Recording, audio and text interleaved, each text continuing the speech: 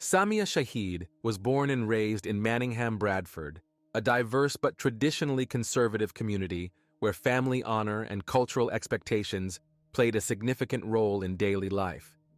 Her parents, Mohammed Shahid and Imtiaz Bibi, were of Pakistani origin, maintaining strong ties to their ancestral village, Panduri, in the Punjab region of Pakistan.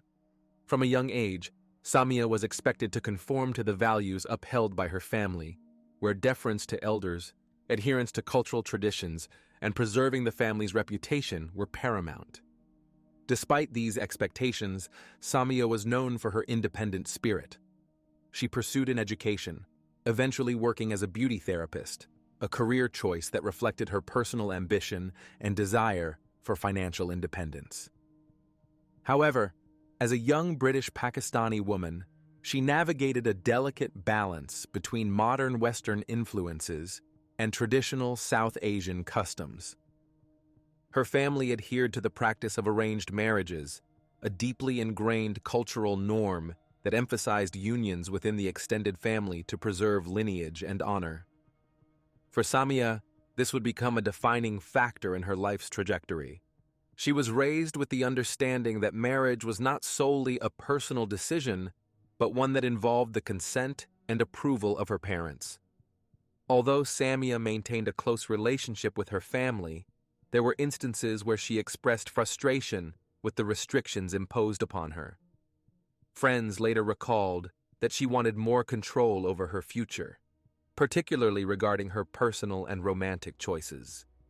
She sought to create her own identity, separate from the traditional roles expected of her as a daughter and prospective wife.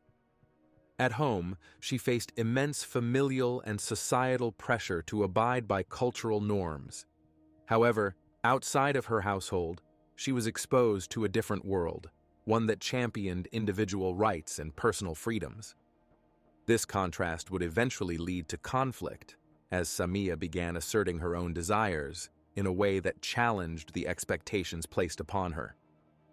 Her upbringing, though loving in many ways, was also dictated by rigid gender roles.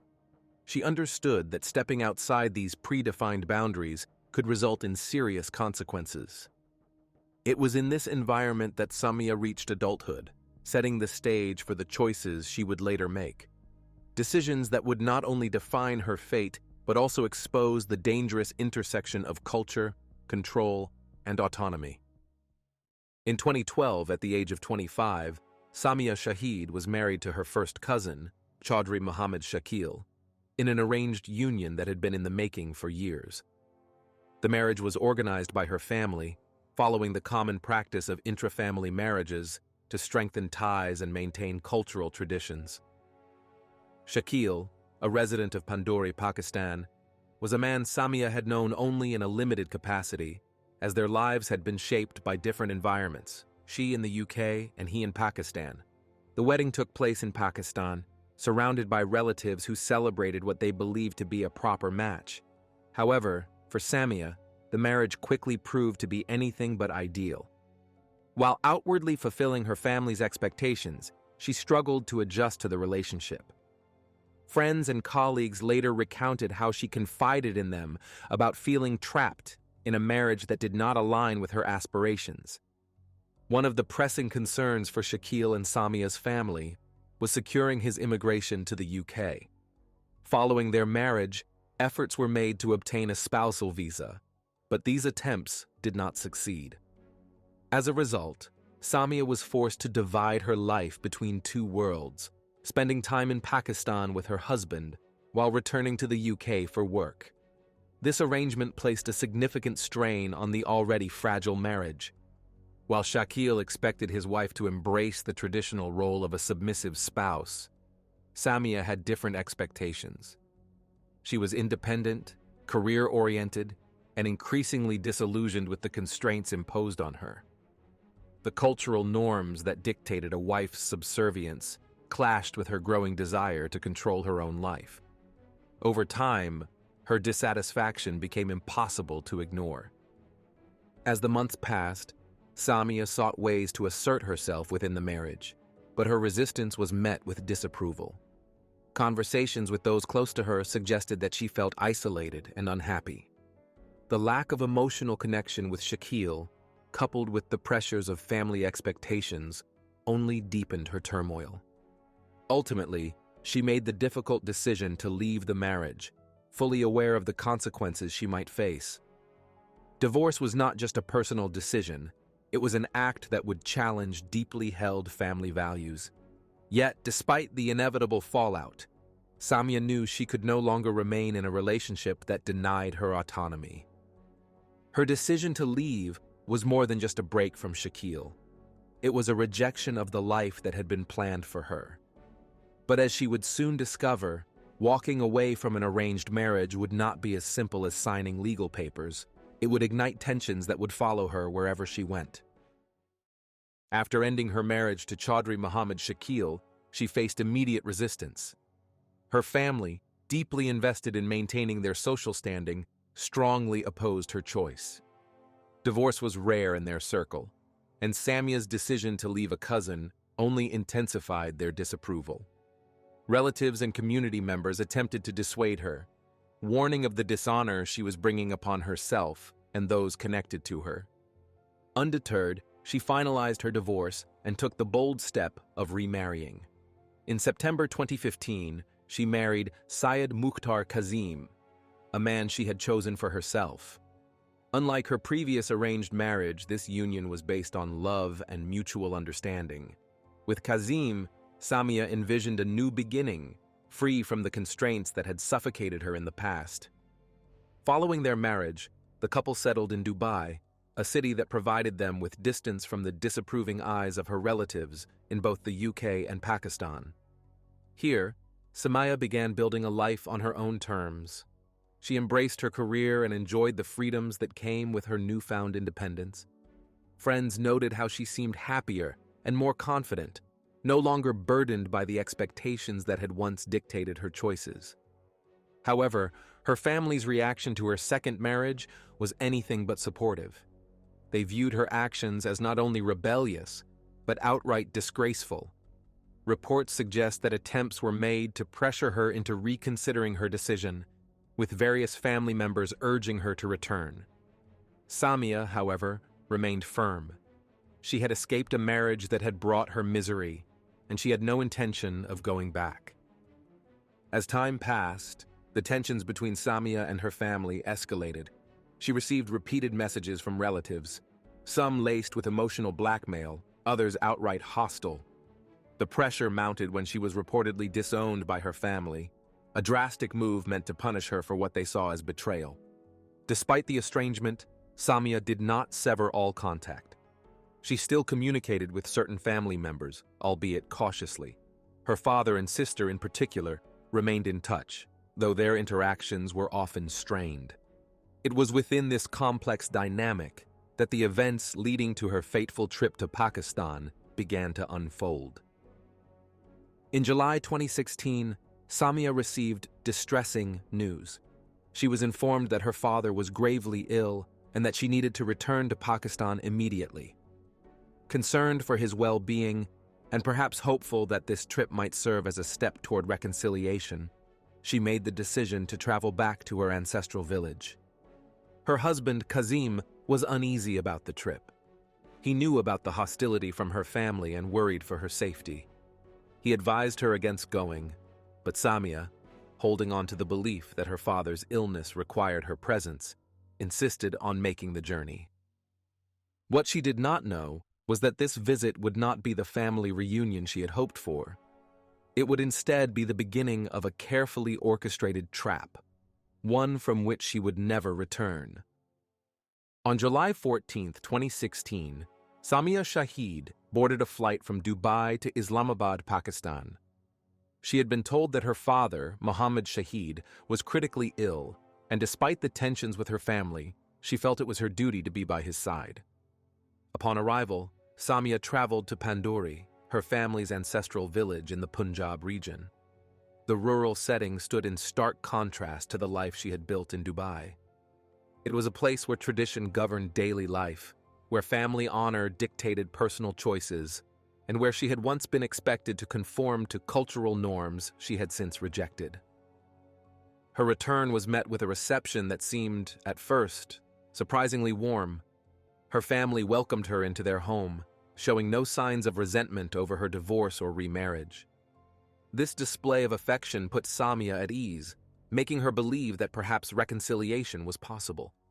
She contacted her husband upon arrival, assuring him that things seemed to be going well. However, the situation soon took a troubling turn. Within a day of her arrival, Samia realized that her father was not as ill as she had been led to believe. The sense of urgency that had prompted her trip appeared to be based on false pretenses. This revelation unsettled her, raising concerns about why she had been deceived. Over the next few days, communication with the outside world became increasingly difficult for Samia. Her husband struggled to reach her, receiving only brief messages that seemed uncharacteristic. Friends and relatives who attempted to check on her were met with vague responses from her family. The atmosphere within the house grew tense, and Samia began to suspect that she was not merely a guest in her family home. She was being held there against her will. On July 19th, Samia managed to make a desperate phone call to her husband, Kazim. In hushed tones, she expressed fear for her life, urging him to help her. She told him that she was in danger but was unable to elaborate further before the call was abruptly cut off. Alarmed, Kazim attempted to contact her again, but his messages went unanswered. Realizing that something was terribly wrong, Kazim immediately reached out to authorities, pleading for intervention. He contacted British and Pakistani officials, desperate to raise the alarm about his wife's situation. He also reached out to Samia's friends and supporters, urging them to apply pressure to ensure her safety. But it was too late. The following day, on July 20th, 2016, news broke that Samia Shahid had been found dead in her family's home in Pandori. Her relatives claimed she had died of natural causes, specifically a sudden heart attack. However, the circumstances surrounding her death, coupled with her last phone call to her husband, suggested otherwise. As word of her death spread, suspicions mounted. Kazim, convinced that his wife had been murdered, refused to accept the family's account. He immediately demanded an investigation, asserting that Samia had been lured to Pakistan under false pretenses and killed in an act of so-called honor revenge. Within hours, what had initially been reported as a tragic but natural death spiraled into an international case of suspected honor killing. Authorities faced growing pressure to determine the truth about what had happened to Samia in her final hours, and whether she had been silenced for daring to choose her own path in life. The news of Samia Shahid's sudden death on July 20th, 2016, sent shockwaves through those who knew her. Her family claimed she had suffered a fatal heart attack, but their account was met with immediate skepticism. Samia had been a healthy 28-year-old woman with no known medical conditions. Just days earlier, she had spoken to her husband, Syed Mukhtar Kazim, expressing fear for her life. Now, she was gone. Kazim was the first to raise alarm, rejecting the family's explanation outright. He believed Samia had been murdered and wasted no time in demanding an autopsy. His suspicions were shared by others who knew Samia's turbulent history with her family. The circumstances of her death, coupled with the deception used to lure her to Pakistan, pointed to a calculated act rather than a medical emergency. Local authorities initially appeared hesitant to treat the case as suspicious. At first, police accepted the family's version of events without much scrutiny. The body was quickly prepared for burial, in line with Islamic customs, but Kazim intervened before she could be laid to rest. He insisted on a forensic examination, determined to uncover the truth. Under growing pressure, an initial post-mortem was conducted at a hospital in Pakistan. The preliminary findings contradicted the family's claims. There were no signs of a heart attack. Instead, early reports suggested possible asphyxiation. The presence of bruises around her neck raised chilling questions about whether she had been strangled. As suspicions intensified, media outlets began reporting on the case, drawing widespread attention. British MP Naz Shah, who had been vocal about issues affecting British Pakistani women, took a personal interest in Samia's death. She pushed for a thorough investigation, urging Pakistani authorities to treat the case as a potential honor killing rather than a natural death. The mounting scrutiny placed immense pressure on Samia's family, particularly her father and ex-husband, both of whom had been present in the house at the time of her death. Inconsistencies in their statements deepened suspicions. Initially, they insisted she had died in her sleep, but when confronted with the autopsy results, their accounts shifted. With global attention now focused on the case, Pakistani authorities had no choice but to act. A deeper investigation was launched, leading to the questioning of several family members. As forensic experts conducted a more detailed examination, the truth about Samia's final moments began to emerge, pointing to a crime driven by revenge, control, and a deeply rooted belief in preserving family honor. A second post-mortem was ordered, conducted by a team of forensic experts. The results confirmed what many had feared.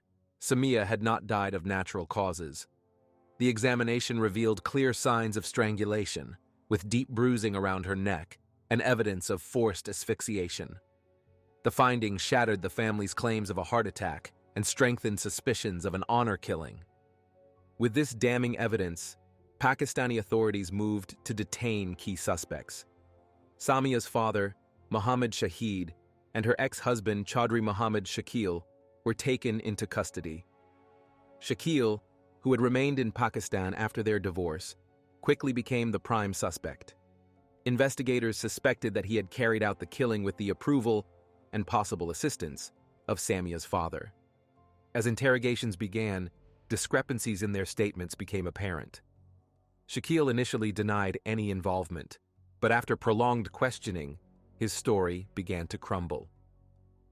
Eventually, he reportedly confessed to strangling Samia, claiming it was an act to restore the family's honor. According to investigators, he admitted that the family had conspired to lure her to Pakistan under false pretenses, knowing she would never willingly return. Despite Shakil's alleged confession, the case remained complex. Pakistani law had historically allowed honor killings to go unpunished due to legal loopholes that permitted victims' families to forgive the perpetrators, who were often relatives. This legal provision meant that even if Shakil was found guilty, Samia's immediate family could potentially pardon him, allowing him to walk free.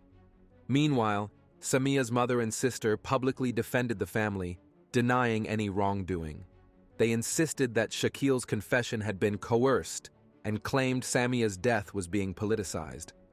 However, their defense did little to counter the growing evidence against the accused. As the investigation progressed, further details emerged about the planning behind the crime. Phone records and witness testimonies suggested that the trip had been a premeditated setup.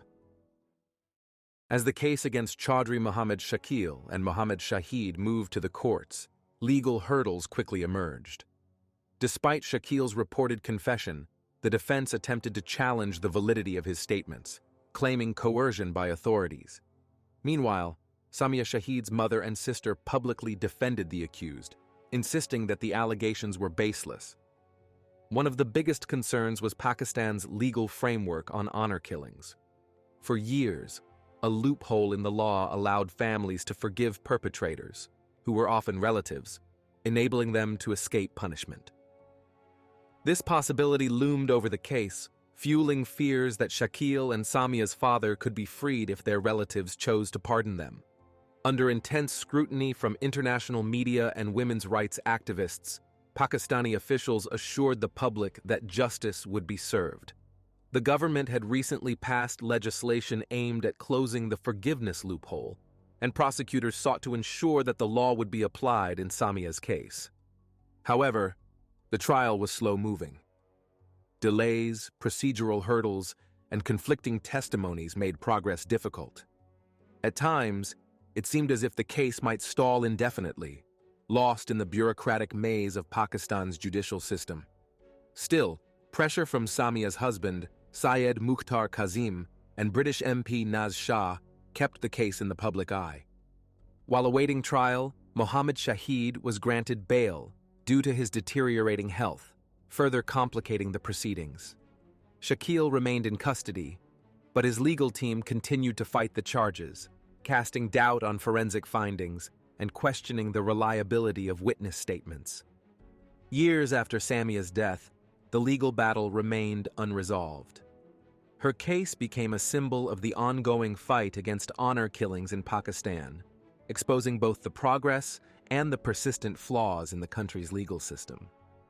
Whether true justice would ever be served remained an open question, one that many feared might never be answered. If you have finished watching, you are a real fan of true crime. Subscribe to the channel, turn on the bell notifications, and put the like. See you in the next video.